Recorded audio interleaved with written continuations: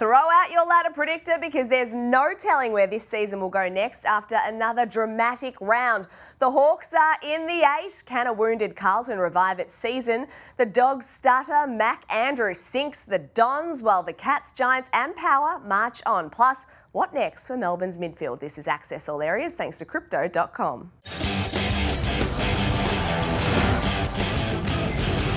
So much to unpack on this Monday. Damian, Barrett and Matthew Lloyd are here. There's only one place to start though, Damo, and that is the Hawks. They are in the top 8. It's an amazing story, Nat. They are the most compelling to watch team in the entire competition. They've retrieved the 0-5 start, and I can't see why now they cannot win multiple finals if they attempt to display what they displayed yesterday against Carlton. Yeah, but they've done the hard work now, Nat. They're in the finals. They've got games against North Melbourne and Richmond to come, and then they've got to see who they play in the first week of finals, and they can go all the way.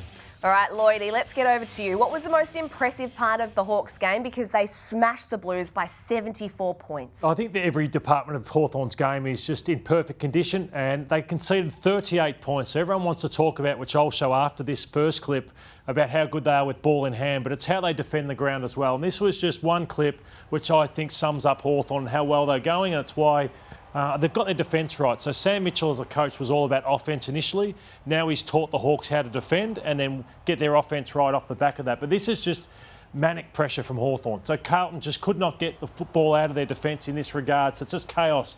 And then in the end, it's one of the great goals of the season from Josh Weddle, one of the goals of the year, but that comes off the back of how good Hawthorn's pressure is. See Carlton, they only score 15 more points from the second quarter onwards, but this is the ball movement which is catching everyone off guard in terms of the AFL, and it comes off their defence. So here it is. Let's roll the video. So there's Josh Weddle, one of the hardest runners in the game. There's Matt Kennedy. He may be a bit sore, but he's asking himself, do I want to go? No, I don't really. Then I decide to. But this is the running power of Hawthorn, which is just too good for the opposition teams. Them and the Giants, I think, are running harder than anyone else in the comp. That's why I think they're the two most informed teams in the competition. So there's one of them, again off half-back. Mark Pitnet, all these Carlton players. Look how many of them are left in their wake by hard Hawthorn players who want to run harder than the rest of the opposition. So full credit to the fitness team, Sam Mitchell, how hard they've trained over here. And that's Wiedering.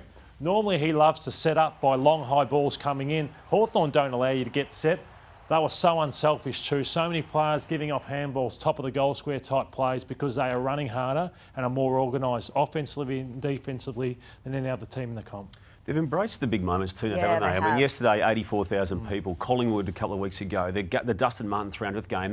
They're massive crowds. They've embraced the big match and the big build-up component to it. Then they're delivering. And this is why I feel that, Lloyd, they can actually go all the way. As weird as that would have sounded 15 weeks ago. Yeah, I think they win their last two as well. So potentially get a home final as well, you know, at the MCG. And good luck trying to stop them on a nice sunny day at the MCG with the type of footy they're playing. How hard is it, though, to turn around your season when you're 0-5 from a coaching perspective and what Sam Mitchell's done, Lloydie? Well, I think what I love about Sam, he's just so strong in what he wants and what he demands. And I'll never forget the media conference after they lost to the Gold Coast, and he just sat there and he said, I'm not going to accept what's going on here. That's not good enough. He didn't give his team any excuses. And they are playing confident footy. And I love the high half forwards like McDonald, Ginnivan, the Wizard. And the Wizard. Moore. And Dillon. Like, they are just critical to what they do. And even Jack Scrimshaw yesterday, like Scrimshaw, the football he's playing, and Weddle and these guys rebounding off half back.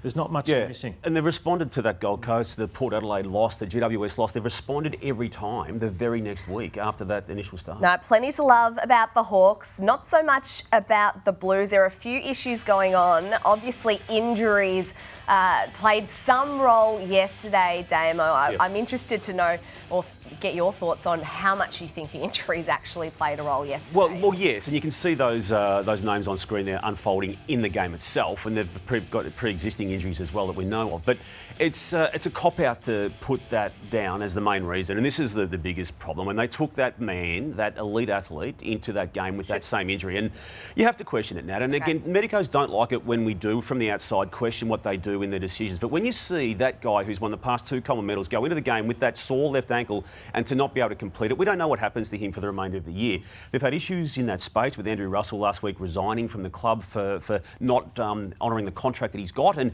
clearly injuries have been a problem all year, but they lost credibility as well as players yesterday. to fall out of the 8 the way they did and to now leave themselves with a really hard task, coming from second place on the ladder only 3 weeks ago. Just on that, the question you asked, Nat, I think injuries played a part in the margin. But in terms of the way the game was being played, they were never beating Hawthorn. And what Hawthorn did well was they took it out of congestion and just made the Blues have to run and get out on the spread. And Hawthorn were just too quick for them. Can the Blues recover? They should win their last 2 games. In terms West Coast away, I suppose St Kilda isn't easy in the last game of football, but if they're any good, they should be winning those. The only one they've beaten, Lordo, in the last 6 weeks is North Melbourne. Yeah, that's a good point. They're in serious trouble, so they're just making up the numbers, even if they do get there. Well, we're going to learn a lot about the Blues in the next 2 weeks, that is for sure. Let's talk about Adelaide and the Bulldogs, because the Bulldogs' hopes of a top 4 finish were ended by Adelaide, who...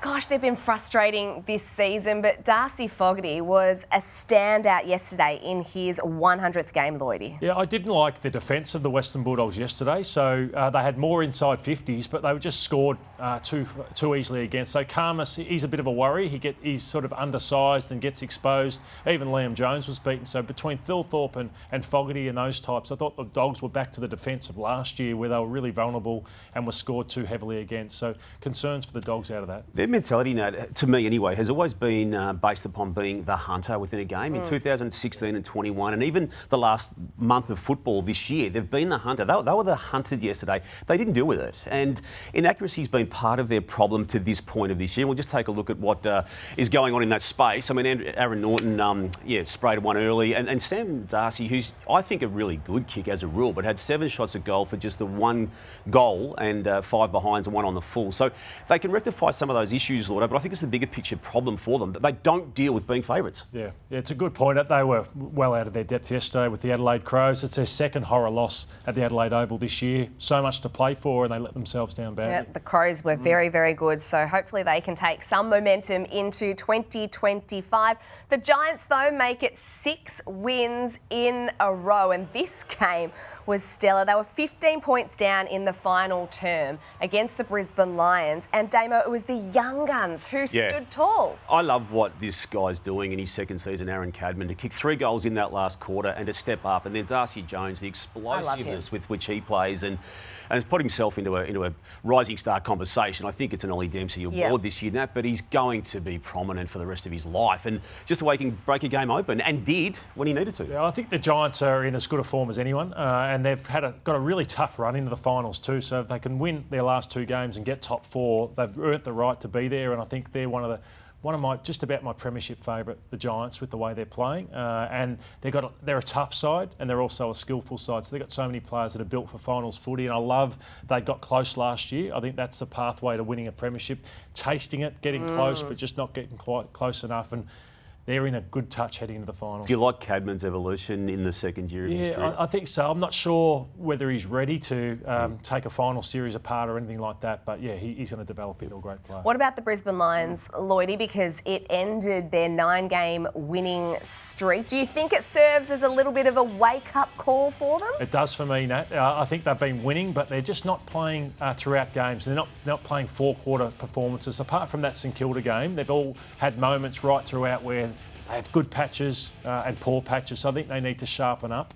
And it's a fair wake-up call, that loss to the Giants. Yeah, so they drop out of the top 4, do the Lions. They're 5th, and they need to beat Collingwood at the MCG in a grand final rematch, and then Essendon at the Gabba Damo to have a chance of finishing top 4. But let's talk about Port Adelaide, because their midfield was so dominant against Melbourne, and Jason Horne-Francis was absolutely fantastic in this game. Yeah, look, we can look at those numbers, and you can look at the footy metrics, and you can analyse it all in that. But when you've got that bloke on screen who has the willpower of very few people out there, Jason Horne-Francis. We'll speak about another one of those people in a moment in Paddy Dangerfield. But I think what Jason Horne-Francis did in the last quarter of this game was one of the better performances he's had. And it's only a third-year player, and he's had a lot of good performances this year. But they seized the moment, Lordo, when other teams in around 2022 didn't, and they just got over the line when they had to, and they wouldn't have been able to do it unless Jason Horne-Francis stood up. And he was smart. He was taking time off the clock. He knew what to do in every situation, Jason. Kicked a couple of goals as well. And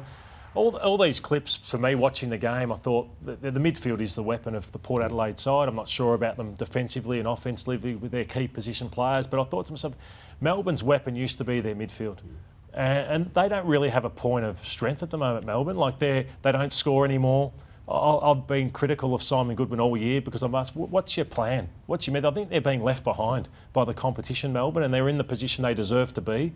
I think Gawn, everything falls onto Max Gawn and he's tiring. I think he's got maybe one more good season left in him because of what he's had to carry at Melbourne and his age. Even the back line's not functioning the way it once did. No, so May drops out and they fall apart a little bit. Their forward line's been a mess for years. And the midfield, Viney's sort of, time's catching up with. What about Clayton Oliver? Clayton Oliver, I just don't know if he'll ever get back because if you haven't got the hunger, this game leaves you behind. I know you're not underestimating what happened, obviously, with Brayshaw retiring last year and also Petrarca going down after King's birth. I know you're not underestimating that, but you're worried about even with him coming back. Even with Christian coming back, I just think one player at Melbourne's not going to make a difference. They need a real overhaul of their program to try and get back to top 4 footy.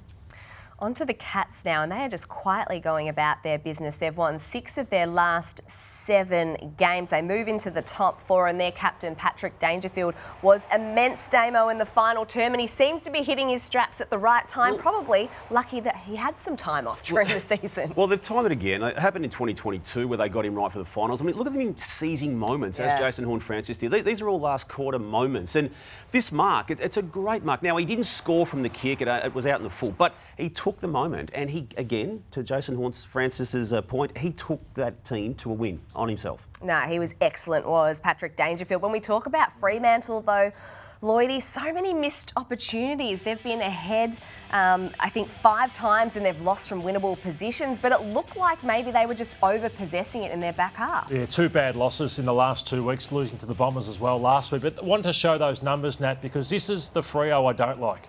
So they don't score as well when this sort of happens. So I think Clark and Ryan are the problem at times, with the amount of times they mark the ball and they wax between each other. Take the game forward. And Freo have been better at that this year, but to me, I thought they went back into their old ways where Geelong love this. You want to take Geelong on and try and expose them for their midfield that isn't as strong as other teams, I don't think, and a lack of leg speed at times. But they didn't do that, Fremantle, and just got caught again chipping the ball around. That's not what Freo do if they want to try and win a final or two, and they're under the pump now. Well, they are. They're in danger of missing finals, Damo. They've got GWS next week, or this week, sorry, away, and then Port Adelaide at home. Do they make it? Well, they need Josh Tracy back.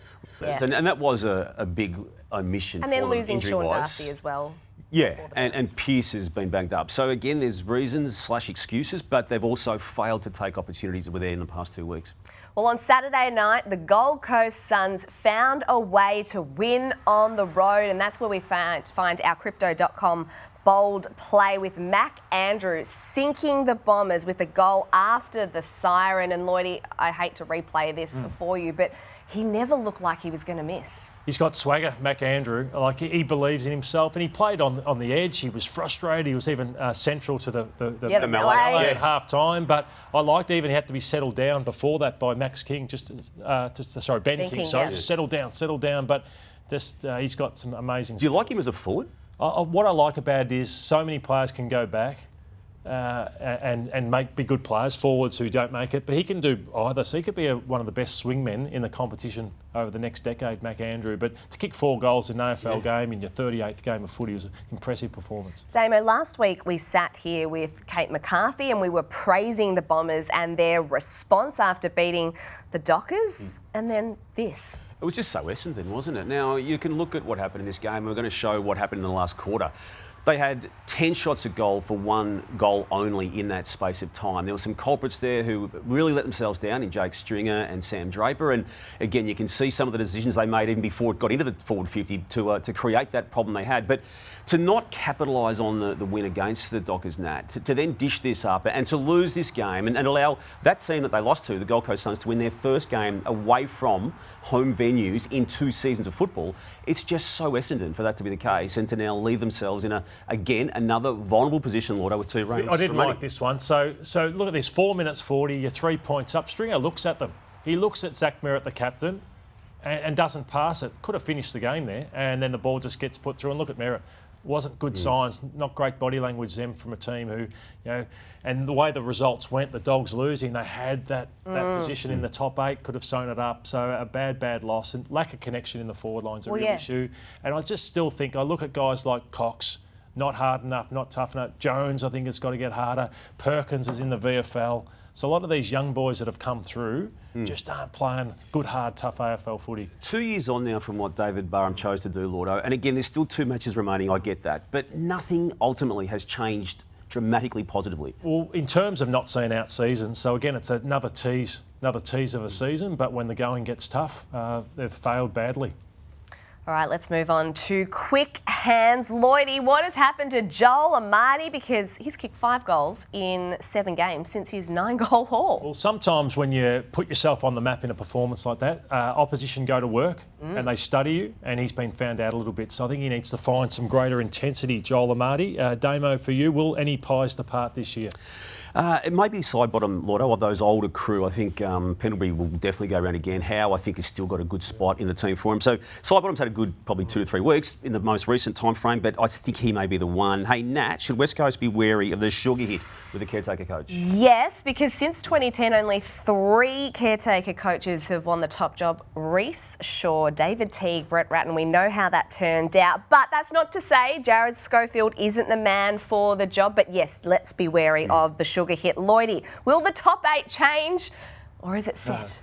Well, I'm only getting 3 and 4 tips a week, so I'm sure it probably will change. I think Carlton are the ones that can come in winning 2 games, and Fremantle are the vulnerable ones to potentially miss out. Damo, should Tristan Sherry be the All-Australian ruckman this year? To make things interesting, I'm going to say no, Lordo, just at the moment, but he's still got 2 matches to make a more compelling case, and he already has. I've still got Gawn, as banged up as he's been. I've still got Gawn there, and McInerney may be ahead of him, but it's a good conversation. Hey, Nat, were the Giants too harsh? Not harsh enough, in my opinion, as we take a look at the banner. And you know my pet hate is Country Road. Yeah. I hate that song, and I've been campaigning for Charlie Cameron to change it for the last 2 years. And even Frozen, Joe Danaher, we're sick of that song. So come on, get a new playlist. No. It's old. Let's move on. All right, Crypto.com tipping leaderboard. We all had a terrible week, but Lloydie, you're actually chipping away at Damo, and you're coming. 7 down to 3. Rounds to go, Damo. You getting nervous? One a week you've been saying for 6 weeks, and I think you've done that, so well done.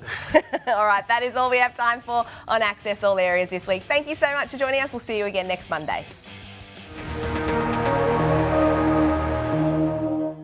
Want to get all the latest footy news in one hit? From injuries to breaking news, the latest from the coaches, the Footy Feed team has you covered. Watch it now on afl.com.au and the AFL Live app, or wherever you get your podcasts.